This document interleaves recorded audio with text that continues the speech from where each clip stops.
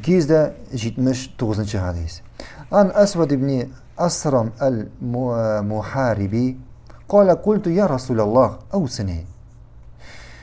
Aswad ibn Asram ayta, men de aytdim, ey Allohning elchisi, menga vasiyat bershi.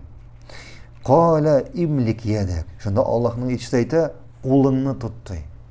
Qo'lingni tut. Va fi rivoyatin la tabsut yadaka illa ila khayr. Ikkinchi rivoyatda aytilar, qo'lingni boritik xayrlikka gina och. Ya'ni qo'ling bilan bortik xayrli amalgina qil. Qo'ling bilan bortik xayrli amalgina qil. Qiyomat kunida kishi adam balasi Alloh qarshısında basib turganda, gunohlari uchun so'ralganda, shu vaqtda uning qo'llari, uning oyoqlari, hatto uning terilari siyli boshlar.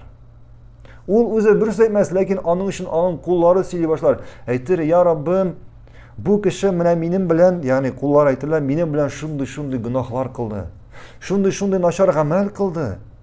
Ham bu kishi aytir, narsa sen ishlaysan? Qo'llarni aytir, nega sen menga qarshi shahadat keltirasan?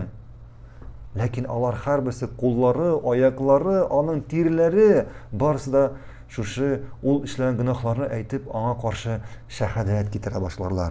Shunga ko'ra payg'ambar sallallohu alayhi vasallam aytdi, qo'lingni tut. Qo'lingni tut, ham qo'llaring bilan bortik xayrli amalgina ishla. Davom